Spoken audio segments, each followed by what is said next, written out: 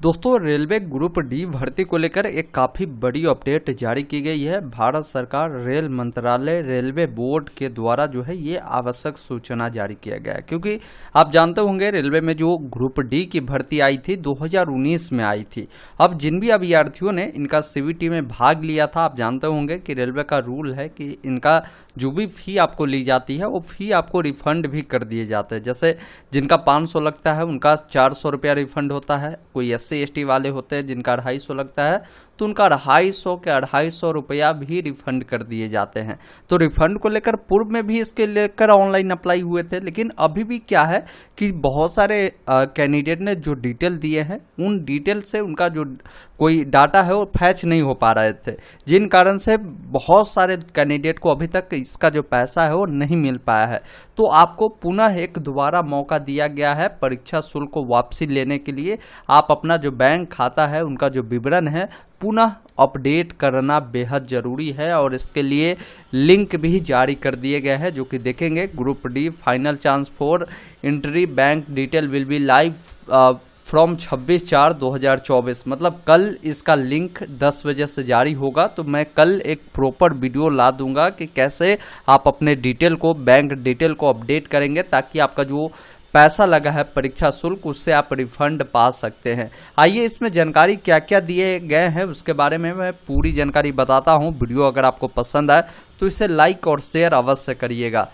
1 number point में इन्होंने बताया है केंद्रीकृत रोजगार सूचना संख्या RRC 01/2019 के तहत परीक्षा शुल्क वापसी के संबंध में रेलवे भर्ती बोर्ड नोटिस दिनांक 13/4/2023 और 21/4/2023 और 3/5/2023 के क्रम में यह भी सूचित किया जाता है कि गलत पूर्ण बैंक विवरण के कारण बड़ी संख्या में उम्मीदवारों का जो रिफंड है वो नहीं किया जा सका है। इसके लिए उन उम्मीदवारों को जिनका रिफंड गलत या पूर्ण बैंक विवरण के कारण नहीं हो सका है, वैसे अभ्यर्थियों को बैंक विवरण फिर से अपडेट करने के लिए लिंक जो है प्रदान किए जाने के निर्णय लिया गया है। जिन उम्मीदवारों का रिफंड अभी तक नहीं किया गया है उन्हें सलाह दी जाती है कि वे अपने बैंक खाते का विवरण अपडेट करने के लिए जो अंतिम तिथि इसका निर्धारण किया गया है उस तिथि तक आपको हर हाल में अपनी डिटेल को अपडेट कर देनी है। 2 नंबर में इन्होंने बताया है कि कुछ उम्मीदवारों ने परीक्षा शुल्क का भुगतान internet banking, credit card, UPI debit card के माध्यम से किया था और उसी लेन देन मोड से वो चाह रहे थे कि हमारा जो रिफंड है वो आ जाए। देखिए मैं ये चीज़ क्लियर कर दूँ, यहाँ पर एक ऑप्शन दिया गया था कि जिस मोड से आप फॉर्म को फिल कर रहे हैं क्या उसी मोड में पेमेंट लेना चाह रहे हैं। वहाँ पर अगर आपने येस किया होगा तो दिक्कत क्या होता है कि देखिए कई बार आप देखते होंगे ATM का एक एक्सपायरी डेट होता है। अगर मान लीजिए जिस ATM से आपने पेमेंट किया उसका एक्सपायरी मान लीजिए 2022 तक ही था, लेकिन आपने फॉर्म तो 2019 में भरा था, तो आपको क्या पता कि इसका रिफंड कब आना है। तो जिन कारण से भी बहुत सारे कैंडिडेट का ये पैसा नहीं जा पाया है, तो वैसे कैंडिडेट को भी अगर मान लीजिए आपने सेम मोड में पेमेंट लेने के लिए अगर आपने चुना है तो आप एक बार पुनः लॉगिन करें और अपना internet banking, credit card, UPI debit card जो भी डिटेल दिए थे उससे बदलकर आप नए विवरण को ऐड करें ताकि आपका जो रिफंड है आपके खाता में मिल जाए। 3 नंबर पॉइंट में इन्होंने बताया है कि ऐसे सभी उम्मीदवार जिनका रिफंड अभी तक नहीं हुआ है उनके पंजीकृत जो ईमेल आईडी है जो आपने 2019 में फॉर्म भरते समय दिया होगा, वो ईमेल आईडी आपको याद होगा तो उसको चेक करिएगा। आप मोबाइल नंबर को चेक करिएगा। आपको ईमेल या SMS के द्वारा जो है एक नोटिफिकेशन भेजा जाएगा जिसमें आपको बताया जाएगा कि आप अपना बैंक विवरण को जो है दोबारा से डालें, और इसे अपडेट करने के लिए आपके नंबर ईमेल पर OTP की आवश्यकता होगी, तब जाकर आप अपने डिटेल को अपडेट कर सकते हैं। 4 नंबर पॉइंट में इन्होंने बताया है कि उम्मीदवारों द्वारा यह सुनिश्चित करने का अनुरोध किया जाता है कि दर्ज किया गया बैंक खाता नंबर और IFSC कोड सही है, और उन्हें सबमिट करने से पहले बैंक खाता विवरण IFSC कोड को ध्यानपूर्वक आपको जांच कर लेनी है।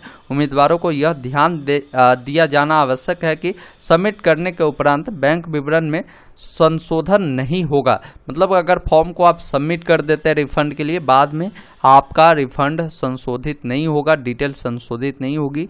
रेलवे भर्ती बोर्ड उम्मीदवार द्वारा प्रस्तुत गलत विवरण के कारण रिफंड की विफलता के लिए जिम्मेवार नहीं होगा। इस संबंध में आगे उम्मीदवार के पत्राचार की विचार जो है नहीं किया जाएगा। कुछ इन्होंने टिप्स दिए हैं जिसके बारे में देखिए कि इसके लिए बताया है कि रेलवे भर्ती बोर्ड के आधिकारिक जो वेबसाइट है इस पर आपका लिंक जो है 26/4/2024 सुबह 10 बजे एक्टिव कर दिए जाएंगे और जो 5 मई 2024 शाम 5 बजे तक ये आपके उपलब्ध रहने वाले हैं।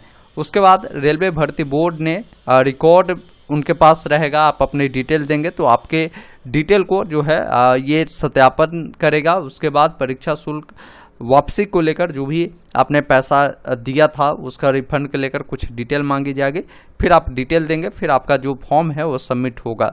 बाकी जो भी फर्दर अपडेट होती है उसके लिए आप रेलवे बोर्ड के आधिकारिक वेबसाइट को विजिट करते रहेंगे ताकि सारी अपडेट आपको मिलती रहे, या आप हमें फॉलो कर सकते हैं हमारे व्हाट्सएप चैनल टेलीग्राम पे, जहां पर भी मैं सारी अपडेट देने का काम करता हूं। आशा और उम्मीद करता हूं ये जानकारी आपने समझा होगा और कल मैं एक प्रॉपर वीडियो ला रहा हूं कि कैसे आपको रिफंड पाना है। अगर नहीं मिला है तो आप एक बार हमसे कांटेक्ट कर सकते हैं ताकि आपकी डिटेल हमारे पास आए और मैं आपका फॉर्म जो है रिफंड कर दिखा पाऊँ, वीडियो बना पाऊँ। मेरा नंबर है 90 60 67 29 65। इस नंबर पर आप हमें व्हाट्सअप कर सकते हैं अपने डिटेल को। धन्यवाद। जय हिंद।